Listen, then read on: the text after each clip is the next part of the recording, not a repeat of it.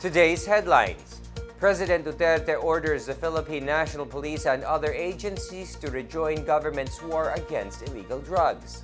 Authorities arrest Piston President George San Mateo for organizing recent transport strikes. The Department of Public Works and Highways pulls out funding for road right-of-way claims in Region 12. And the Department of Health relaunches Oplan Iwas Paputok in time for the new year.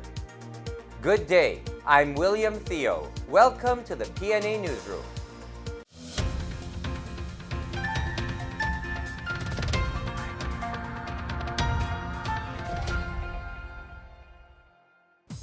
President Rodrigo Duterte has ordered the Philippine National Police and other agencies to participate in the war against illegal drugs. They will now assist the Philippine Drug Enforcement Agency, which leads the government anti-drug initiative. Here is our report. President Rodrigo Duterte signed a memorandum ordering the Philippine National Police and other law enforcement agencies to rejoin the government's war against illegal drugs. PDEA will remain the lead agency in the government's campaign, while other agencies will resume providing active support.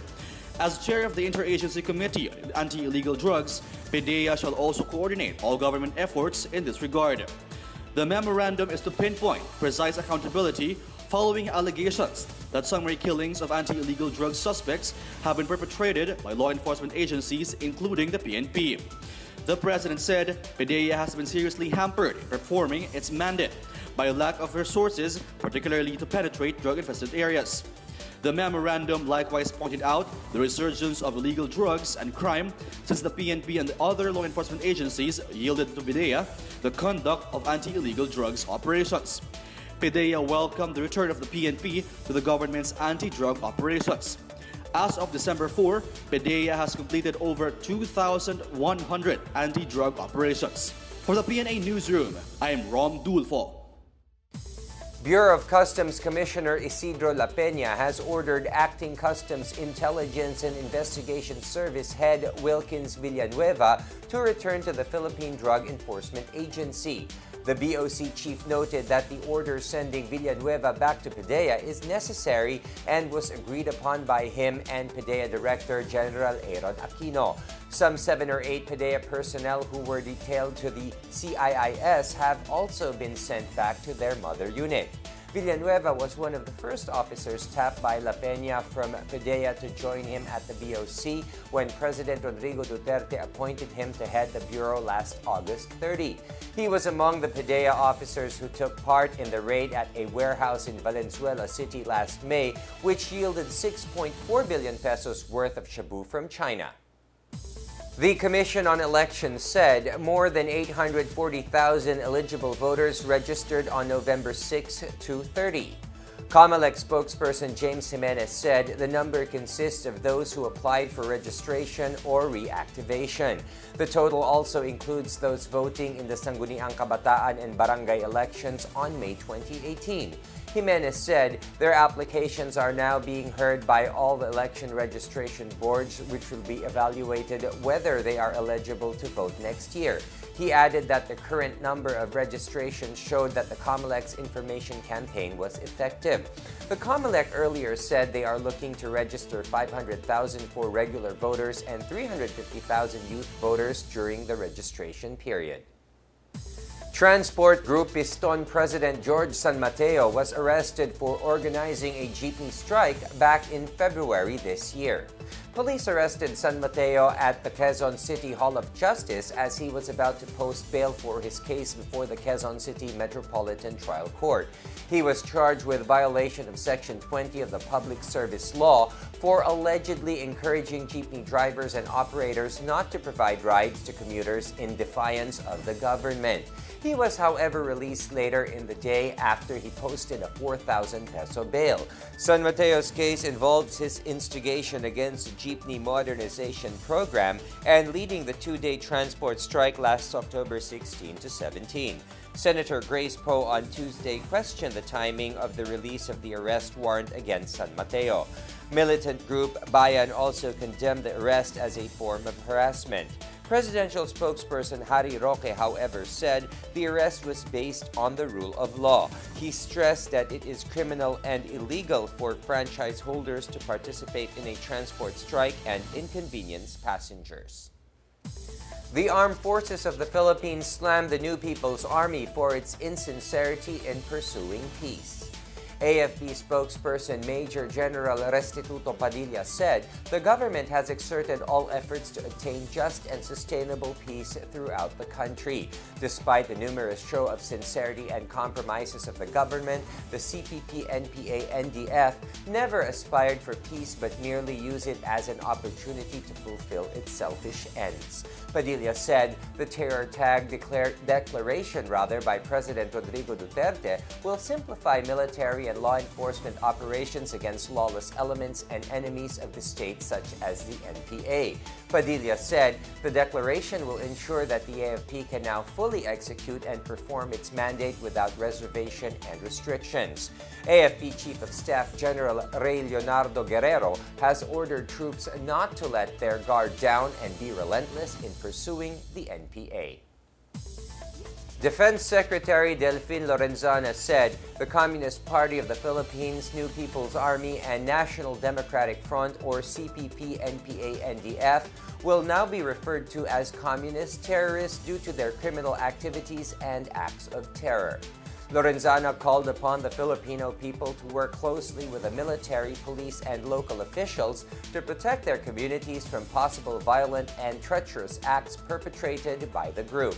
Lorenzana made this appeal following President Rodrigo Duterte's proclamation of the CPP, NPA, NDF as a terror group.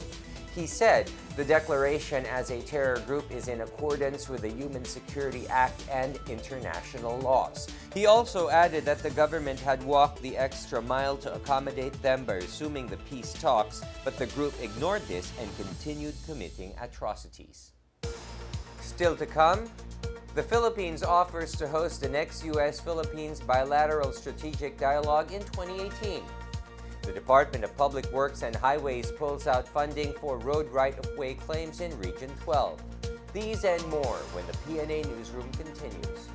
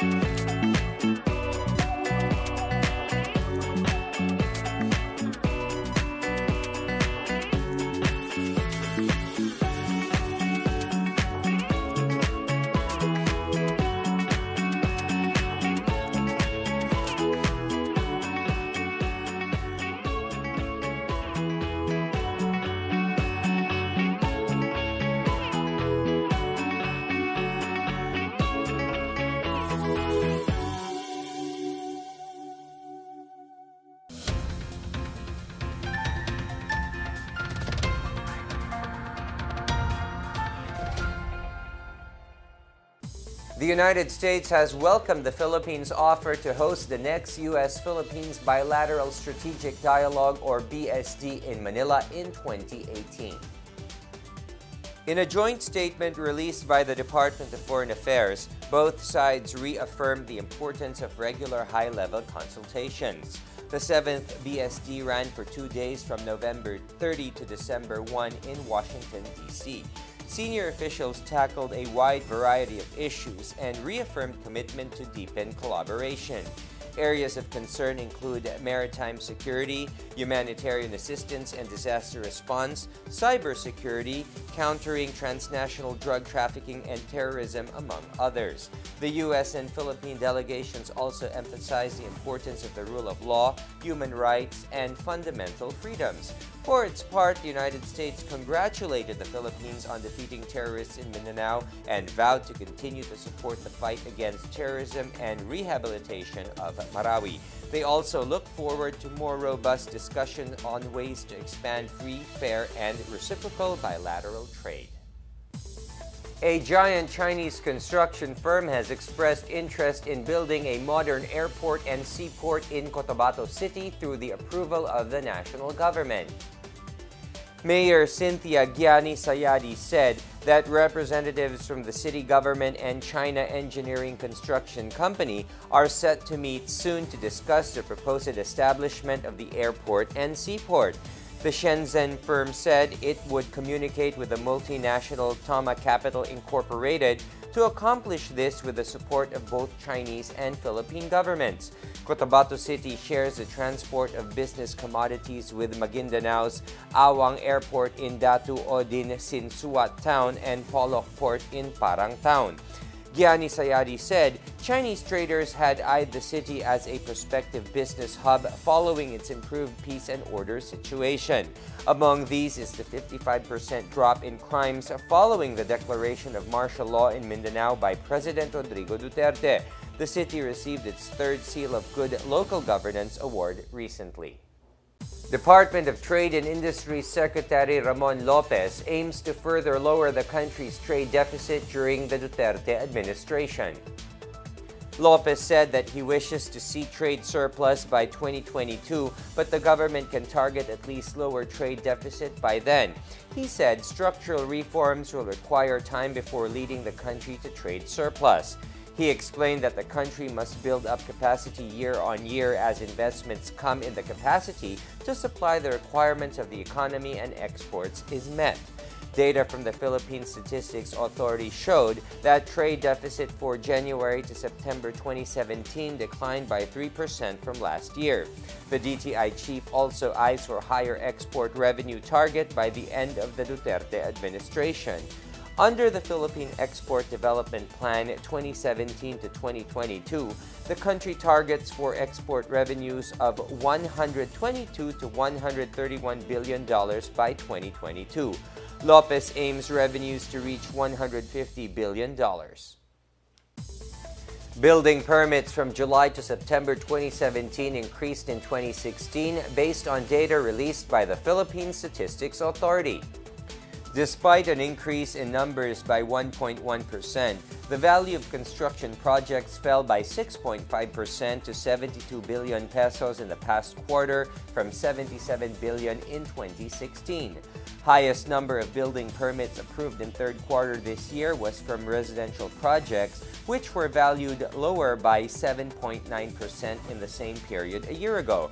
Non-residential building permits reached a value of 30.8 billion pesos in third quarter of 2017. Metro Manila accounted for the largest number of approved building permits in the third quarter, sharing 8.5% of total construction, followed by Central Visayas sharing 8.4% and Davao Region at 7.1%. The Department of Public Works and Highways pulled out some 4.8 billion pesos in Road Right-of-Way or RROW funds for Region 12 in the wake of the alleged multi-billion scam involving fake claims. Deputy House Speaker Ferdinand Hernandez said DPWH Secretary Mark Villar ordered the return of the funds from the region to the central office pending proper validation of the RROW claims. The move was in response to a letter that Hernandez and 8 other lawmakers submitted to Villar regarding the fake claims and settlements in the region.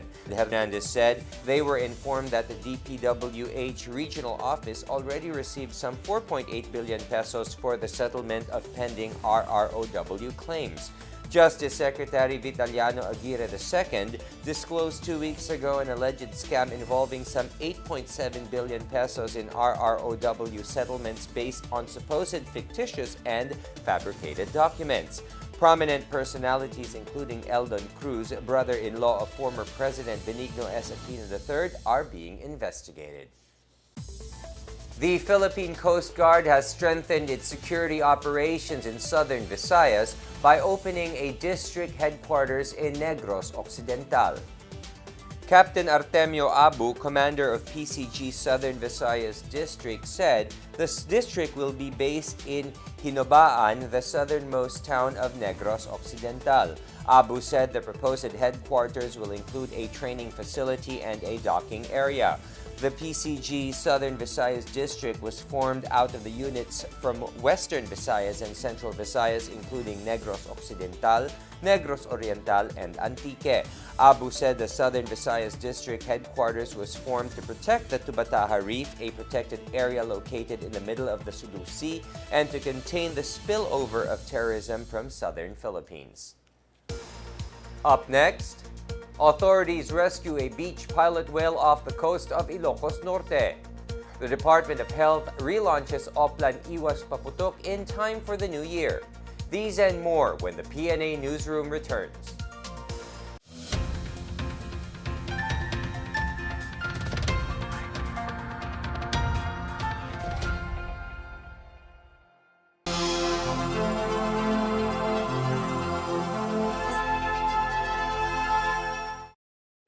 Mga kababaihan sa likod ng mga produktong Moro bumida sa ginanap na Zamboanga Peninsula Exposition.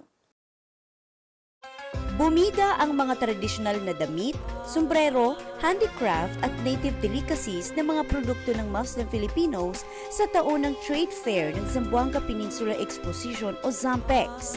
Sa Basilan, Sulu at Tawi-Tawi nagmula ang mga produktong ito. Ang mga kababaihang Moro ang bumida sa nasabing exhibit, mga headdress, shawls, saruk, sug o tutop na tradisyonal na sombrero na isinusuot ng iba't ibang tribo sa Sulu ang ipinagmamalaki ni Rajhata Sangkula, isang negosyanteng tausug. Ibinida rin ni Manahan Sadala Sabdani ang kanyang hinabing mga damit. Mula sa tribong Badyaw naman si Siti Laptip na isang manghahabi ng banig.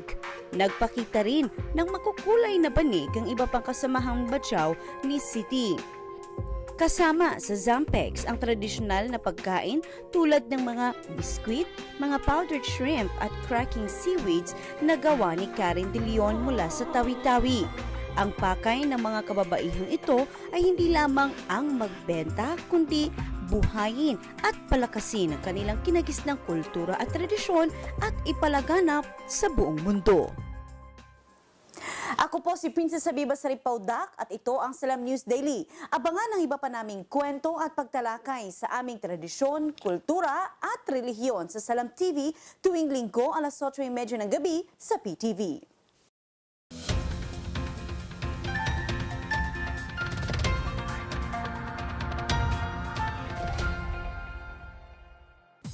Authorities on Tuesday rescued a female pilot whale found beached in Curimao, Ilocos Norte.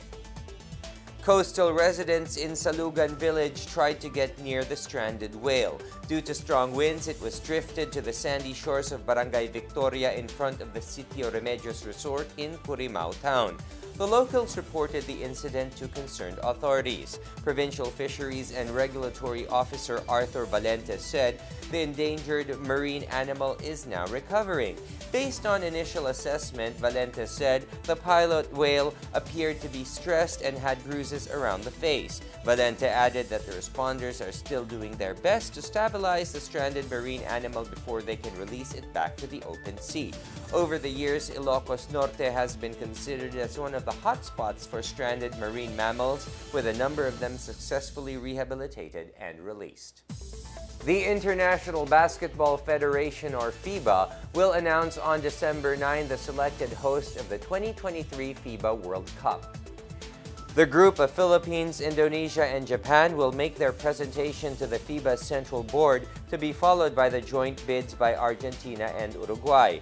The Samahang Basketball ng Pilipinas, or SBP, is taking the lead in the Power of Three campaign, citing the 500 million population among the three countries and boosting the popularity of the sport in the region.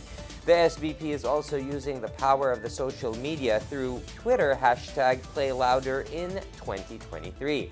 The Philippines plans to hold the games at the Araneta Coliseum in Cubao, Quezon City, Mall of Asia Arena in Pasay City, and the Philippine Arena in Bocaue, Bulacan. Japan will have Okinawa as venue, while other games will be in Indonesia.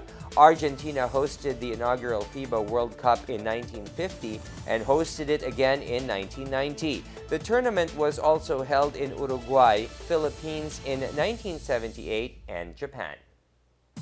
The Department of Health led the relaunching of Oplan Iwas Paputok as it targets zero firecracker-related injuries this new year. Here is our report. The Department of Health recorded a total of 630 firecracker-related injuries from December 21, 2016 to January 5, 2017. 627 were from fireworks, while 3 ingested firecrackers. The figure is 32% less than the previous year and 34% less than the average from 2011 to 2015. Despite the decline, the DOH continues to target zero injury from firecrackers. This year, various government agencies led by the DOH relaunched Oplan Iwas Paputok in the hope of achieving zero firecracker-related injury this coming new year. DOH Undersecretary Gerardo Bayugo reminded the public on the regulation of the use of firecrackers and other pyrotechnic devices. The campaign pushes for a community fireworks display where so-called experts would handle the fireworks instead of individual revelers to minimize the risk of injuries. Bayugo thus encouraged everyone to join the community fireworks display in their respective barangays. He also reminded everyone in the off chance that they get injured to seek medical treatment immediately. For the PNA Newsroom, I'm Bench Bondo. Let's now check out the weather forecast for Metro Manila and the rest of the country.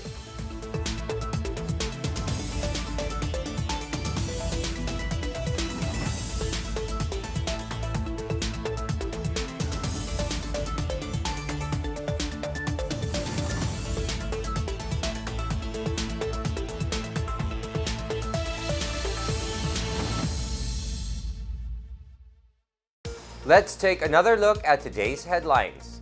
President Duterte orders the Philippine National Police and other agencies to rejoin the government's war against illegal drugs.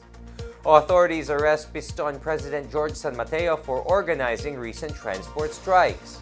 The Department of Public Works and Highways pulls out funding for road right-of-way claims in Region 12. And the Department of Health relaunches Oplan Iwas Paputok in time for the new year. The holidays are coming soon. It's 19 days before Christmas. For more stories, please log on to www.pna.gov.ph or visit the PNA page on Facebook and Twitter. And that's your daily dose of the hottest news and the latest information that you need to know from the PNA Newsroom. I'm William Theo. Good day.